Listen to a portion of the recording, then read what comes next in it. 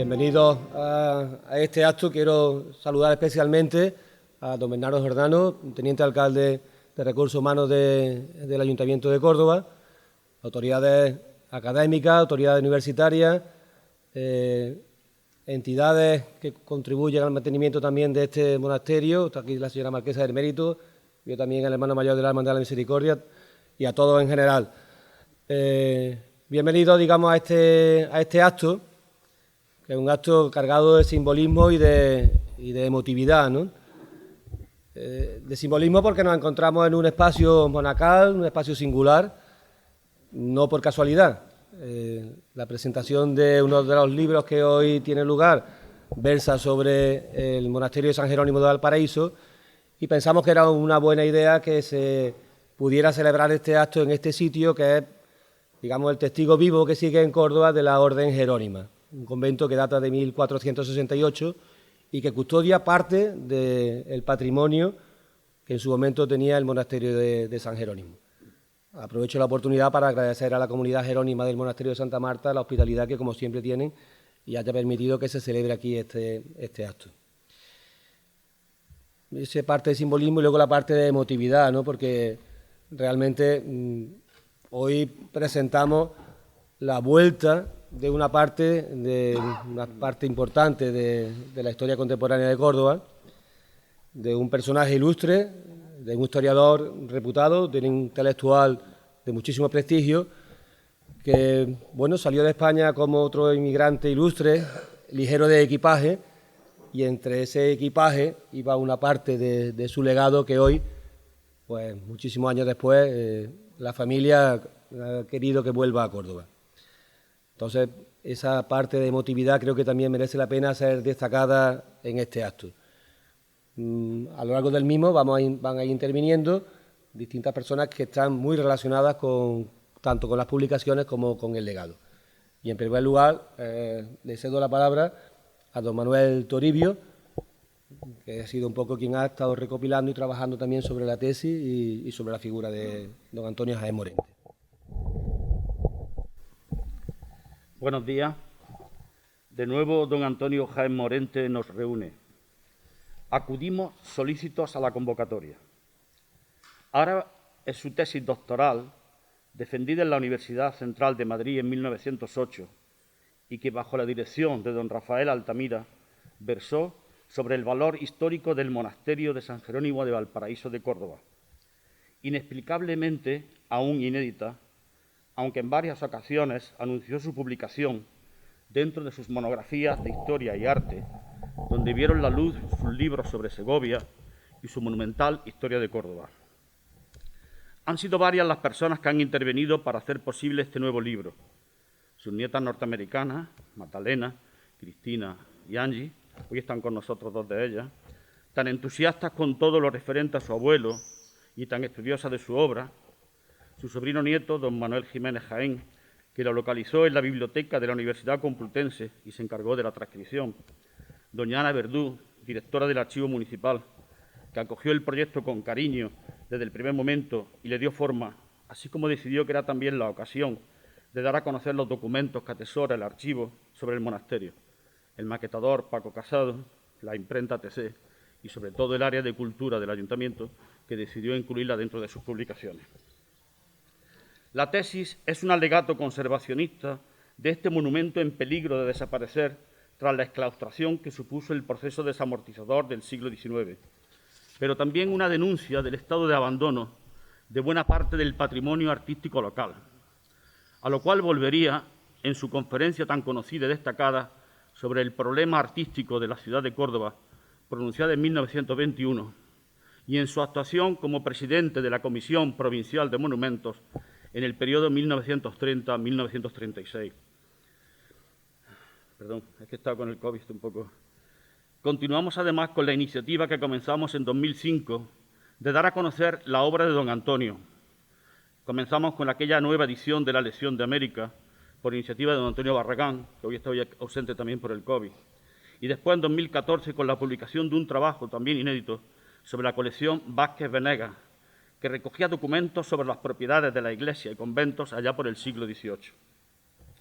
La tesis tiene 3 capítulos, un prólogo y un apéndice, además de fotografías y planos. Valor histórico, valor artístico, valor didáctico. Pues no está pensada solo como un trabajo exclusivamente académico, sino que pretende servir para su uso en los centros escolares, igual que ocurriría con su historia de Córdoba. La historia. Desde su fundación en 1405, en unos terrenos cedidos a los frailes por la viuda del alcaide de los Donceles, el conjunto monacal fue creciendo poco a poco. Primero una iglesia y claustro gótico, luego las celdas, la sala capitular, el refectorio, la biblioteca que atesoró importantes joyas bibliográficas, perdidas hoy en su mayor parte, aunque algunas me he enterado que se conservan aquí mismo, los establos y graneros, también la reforma barroca del templo en el siglo XVIII. Desde 1440 ostenta el título de real, visitado y favorecido por diversos monarcas. Gracias a las donaciones amplió sus dominios, tanto rústicos como urbanos, pero puestos al servicio de un ideal de pobreza y sencillez, carácter este con el que atendieron sus funciones espirituales y asistenciales. Todo se vino abajo en el siglo XIX con la desamortización, y aquí don Antonio Jaén esboza su teoría de la decadencia de la ciudad en contraposición con el pasado romano, musulmán y medieval. En 1835 pasó el Estado, que la cedió al municipio. Se intentó sin éxito convertirla primero en hospital y luego en almacén de pólvora.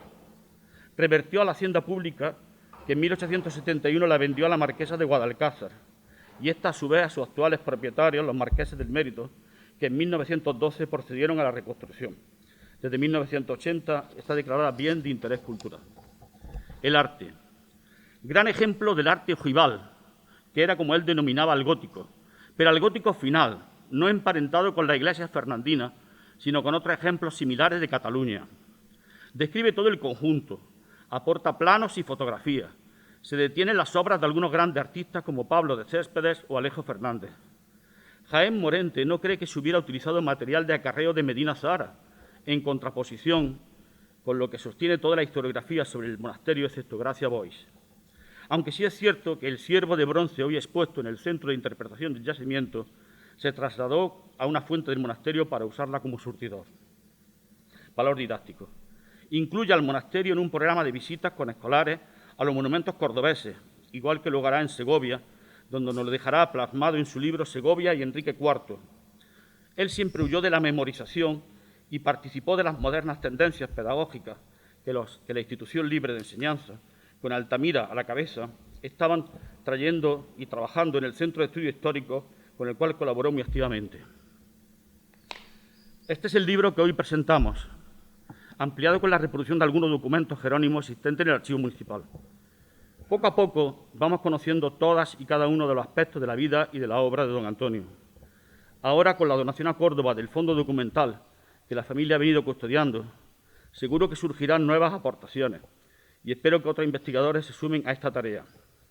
En mi caso concreto, me gustaría reeditar un librito que él publicó en 1959 en Costa Rica, Un hogar para la historia de España, que es su testamento intelectual y espiritual, el proyecto de crear un gran centro de investigación de historia de España y América.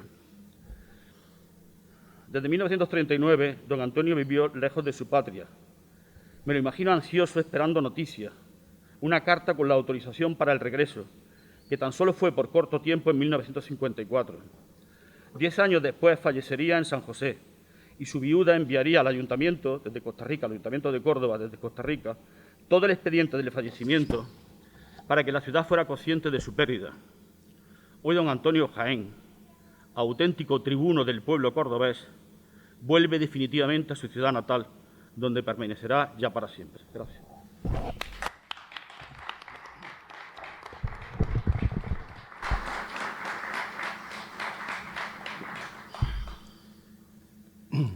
Seguidamente toma la palabra doña Ana Verdú, archivera del Ayuntamiento de Córdoba. Buenos días a todos y muchísimas gracias por acompañarnos en este acto. Muchas gracias. Muchas gracias en especial a la familia Jaén Morente, que ha venido desde lejos, algunos desde Ecuador, para estar presentes en este acto tan emotivo. Muchas gracias también a la señora marquesa del Mérito, a su administrador, al teniente alcalde de Presidencia, al señor director de la Real Academia, al señor decano de la facultad. Disculpad si me dejo a alguien. Muchísimas gracias a todos por hacer el esfuerzo de venir y de darnos la satisfacción de estar aquí presentes, dándole relevancia, más aún si cabe, a este acto. Y, por supuesto, gracias especiales a sus nietas, a Ángela, que no nos acompaña hoy, ha permanecido en Estados Unidos, a Cristina, que se ha desplazado desde Virginia, Estados Unidos, a Magdalena, que se desplaza desde Portugal. Muchas gracias a ellas por su generosidad. Gracias a ellas, el legado de su abuelo, don Antonio Jaén Morente, ingresa hoy en el Archivo Municipal, contribuyendo a engrandecer el rico patrimonio documental que tiene nuestro archivo y, por ende, el de Córdoba. Me consta lo que para vosotras ha supuesto desprenderse del archivo de vuestro abuelo, de sus cartas, sus fotografías, sus apuntes, sus grabaciones sonoras. Pero creo que a él le hubiese gustado que su memoria se conservase aquí, en el archivo de la ciudad que lo vio nacer, tan cerca además de la casa donde nació. Estás tranquila. Un archivo público es garantía de custodia. Su memoria aquí permanecerá para siempre y de manera paralela también su obra, a cuyo conocimiento y divulgación la Delegación de Cultura del Ayuntamiento de Córdoba contribuye con la publicación de la inédita tesis doctoral de Antonio Jaén Morente, el libro que hoy presentamos. Tal y como expreso al inicio del texto en el que he contribuido en la publicación, hoy, como en un bucle del tiempo, en el libro que hoy presentamos, 114 años después de la defensa de la tesis por don Antonio Jaén Morente, el Archivo Municipal de Córdoba ha puesto de nuevo a disposición de este reconocido historiador cordobés la crónica del monasterio de San Jerónimo de Valparaíso, la misma que él investigó y que supo valorar en su originalidad como nadie hasta entonces lo había hecho. Es un privilegio para el archivo de su ciudad, a la que tanto amó, ilustrar con un estudio de este documento, la crónica del siglo XV de Valparaíso, la publicación de su hasta ahora inédita tesis. Y en ese túnel del tiempo que propicia el archivo, podemos imaginar a un jovencísimo Antonio Jaén Morente dirigiéndose a principios del siglo XX al Archivo Municipal, que entonces estaba instalado en Capitulares, tras terminar su licenciatura en Filosofía y Letras en Madrid, en la Complutense. Y entonces preguntaría a un anciano ya archivero, don José López Amo, si existían documentos del imponente monasterio que languidecía olvidado y ruinoso en la sierra cordobesa y que, extrañamente, había elegido como tema de su tesis doctoral. Y suponemos al sabio archivero don José pasmado ante el interés investigador que mostraba aquel chaval por la historia de los jerónimos cordobeses, de la cual custodiaba, sin embargo, en el archivo su primera historia, que le había llegado de manera rocambolesca en 1881 de manos de don Francisco de Borja Pavón. Esta crónica del monasterio de San Jerónimo y sus constituciones o reglas de 1415, que aquí exponemos ante ustedes, primorosamente restaurada. Este humilde librito es sin duda una de las alhajas más preciadas del joyero documental de nuestro archivo. Procede directamente del arca del monasterio de Valparaíso, esto es, de su archivo, y fue redactada y manuscrita por el monje arquero, mi colega, el monje archivero, el fray Francisco de Jaén, a finales del siglo XV, y fue continuada tras su muerte por otros dos frailes del cenobio cordobés. Sobrecoge estar ante un testimonio histórico del monasterio de una dimensión cuasi notarial, del cual aquel muchacho, Antonio Jaén, dijo tasativamente en su tesis que de este fraile tan simpático, el citado fray Francisco de Jaén, y de la crónica, han copiado y obtenido datos casi todos los historiadores locales subsiguientes, pocos en número, unas veces citando el origen de sus informaciones y otras callando la procedencia. Ejemplo, Alfón de Morales, afirmando asimismo que en este documento estaba todo lo que el padre Sigüenza, el máximo historiador de la orden jerominiana, decía de Valparaíso. Y es que el relato está primorosamente realizado en una letra gótica textual, comenzando detallando la llegada a Córdoba del fundador del monasterio, Fray Vasco, el primer prior, y las vicisitudes del mismo, así como las de diferentes priores y monjes venerables. Pero la crónica del monasterio se tejió con la de la ciudad, y por ello nuestro cronista va salpicándola de hechos y acontecimientos que en ella acaecían, como la peste que asolaba Córdoba en aquellos momentos. La historia tristemente se ha repetido ahora. Peste en 1488, o la prolongada estancia en el convento de la reina Isabel la Católica. Jaén Morente, historiador de Córdoba, se adentró a través de este documento en la olvidada historia del monasterio, parte indiscutible de la ciudad, y su conocimiento tiñó de justa indignación su tesis. Le dolía el abandono de tan singular monumento, indignación que extendía a otros muchos de la ciudad. Le dolía Córdoba. En suma, era justa y necesaria la publicación de su tesis, una ocasión más para reivindicar con este pretexto la figura de don Antonio Jaén Morente y su pasión por Córdoba, la misma con la que se adentró en el hasta entonces olvidado monasterio de San Jerónimo de Valparaíso. Muchas gracias.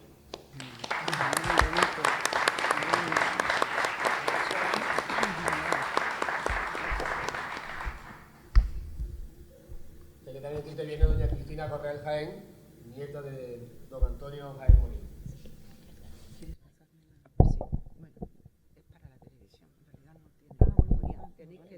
No. Buenos días. Más alto. Más alto me han dicho. Buenos días, entonces. Es que, perdonad, pero es que el micrófono es en realidad de la grabación de la televisión. Ha sido imposible instalar aquí megafonía. Disculpadnos, por Dios. Estamos haciendo el esfuerzo.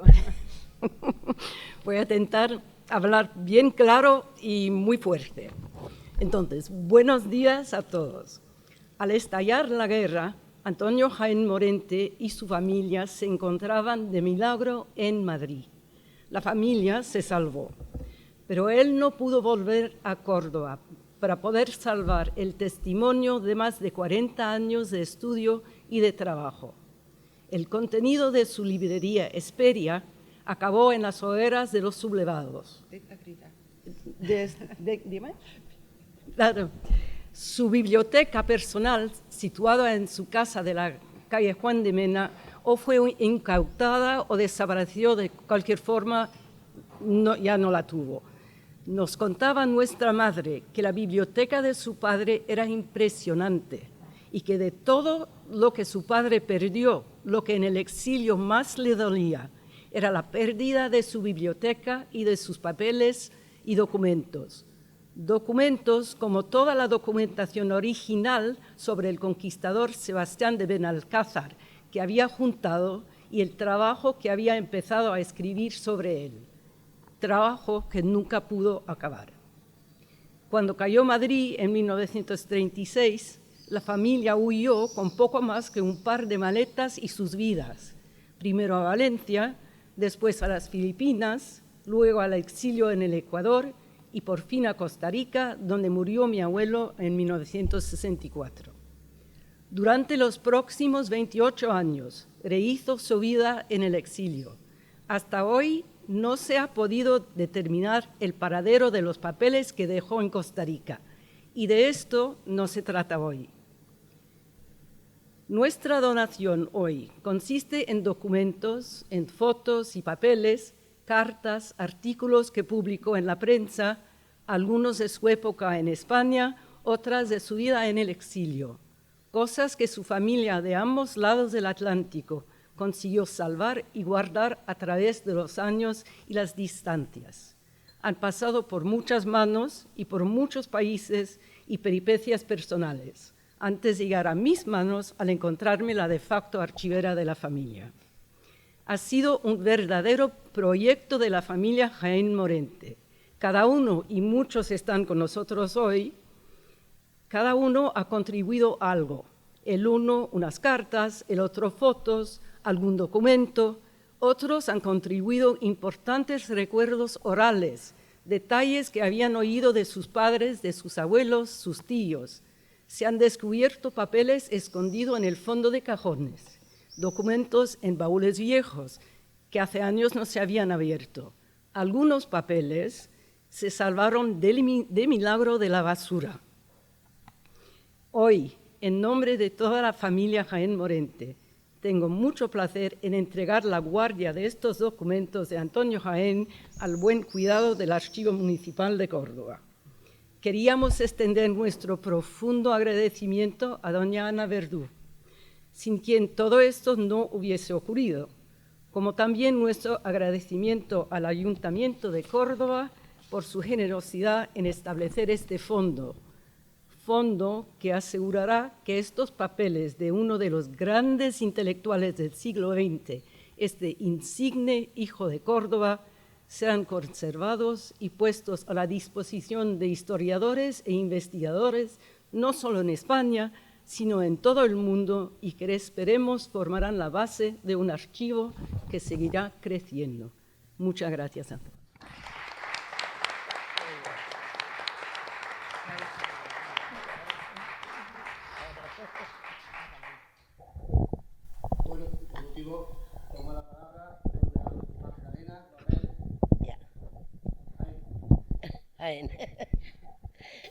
Bueno, muy buenos días. En nombre de mis hermanas, quería agradecer la presencia de doña Victoria Elena, marquesa del Mérito, y de toda la familia Jaén Morente que vinieron desde los Estados Unidos, Portugal, el Ecuador y los 4 puntos de España. Unas gracias muy especiales también al primo Manuel Jiménez Jaén por haber transcrito el texto, sin lo cual no tendríamos este libro que lanzamos aquí hoy. En la vida de todo candidato a un doctoramiento universitario, la presentación de su tesis es el culminar de sus estudios y el punto de referencia a partir de lo cual se desarrollará todo su futuro personal y profesional. En su tesis, al divulgar su amor por su tierra natal con su estudio pormenorizado del monasterio de los Jerónimos de Valparaíso, ícono de Córdoba, ya en 1908 el joven historiador e intelectual Antonio Jaén Morente nos indica el camino futuro de su trayectoria científica, política y académica, siempre centrándose en la influencia cultural y política de Córdoba, ciudad y provincia, en todo el mundo hispanoamericano, pasado y presente. Qué curioso que con tantos ejemplos insignes del papel de Córdoba y su historia local, provincial o regional, Antonio Jaén escogiera este monasterio en ruinas, que sería comprado y restaurado por la familia del Marqués del Mérito en 1912, solo 4 años después de la presentación de su tesis. Sabemos, basado en la correspondencia particular que ahora se conserva en el nuevo fondo, Antonio Jaén Morente, el fondo Antonio Jaén Morente en el archivo municipal, que existía una estrecha amistad entre Antonio Jaén y Ricardo Mérito, hijo de los marqueses del Mérito y tío de doña Victoria Elena. No sabemos cuándo empezó, ni cómo entre estos dos cordobeses se criaron los lazos de una amistad ejemplar que trascendía lo político y duraría hasta sus muertes, tanto en España como en el exilio. Por un lado, Antonio cuenta que Ricardo Mérito escribió aquí a Quito, espontáneamente a su embajador, diciendo que yo estaba aquí y que me considerara como merezco. Los lazos de amistad continúan. En 1945, Ricardo le escribe que su hermano Pepe, hijo mayor de la marquesa del Mérito, estuvo en México y lo buscó con interés, pero infelizmente no se encontraron. Unos años más tarde, Ricardo le informa que le envió unas botellas de coñac que tanto le gustaba al abuelo. Y en 1956, Ricardo firma una carta: te envío un abrazo de tu viejo amigo que no olvida tu ayuda en 1936. ¿Pero qué fue esa ayuda? Refiriéndose a esa ayuda, el sobrino de Antonio Jaén, Pedro Jaén Romero, cuenta en un testimonio a su hija Clotilde Jaén Fernández cómo Antonio Jaén salvó la vida a los marqueses del Mérito en 1936. Y cito: les tenían encarcelados en la checa del Círculo de Bellas Artes de Madrid. Antonio Jaén Morente, acompañado de su sobrino Antonio Jaén Romero, teniente de carabineros, y algunos soldados, fueron a liberarlos. A la checa entró solo Antonio Jaén, se identificó y le dijo que venía a librarse a los marqueses. Él, que tenía que autorizarlo, no quería. Pero Antonio Jaén sacó su pistola y le dijo que afuera tenía soldados esperando sus órdenes y que el primero a caer sería él. Y consiguió libertarlos.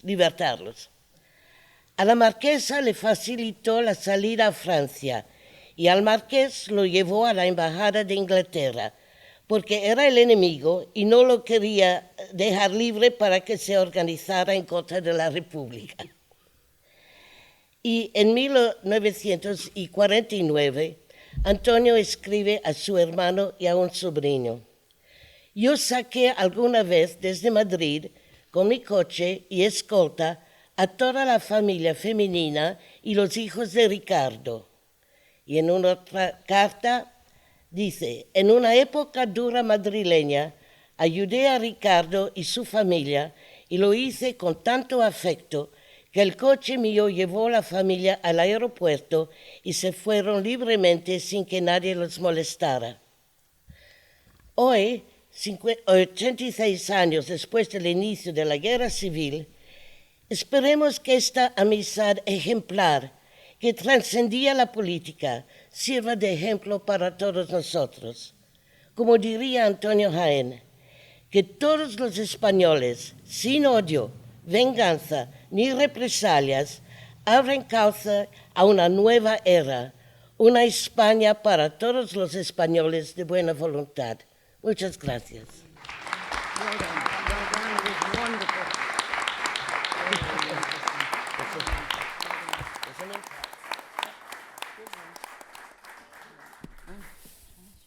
Bueno, simplemente, y no simplemente, aprovechar esta ocasión, es decir, disculpar la presencia del señor alcalde, pero la normativa electoral condiciona la presencia de determinadas actividades y en concreto, pues bueno, en este momento en el que encontramos no podía estar presente. Pero sí aprovechar para agradecer la generosidad, la entrega y la disposición que la familia de don Antonio Jaén Morente ha tenido para poder legar a Córdoba un archivo documental que indudablemente basta con las dos pinceladas que ustedes nos han querido contar. Valoremos la cantidad de información y la cantidad de estudios que pueden ser objeto por parte de todos los interesados.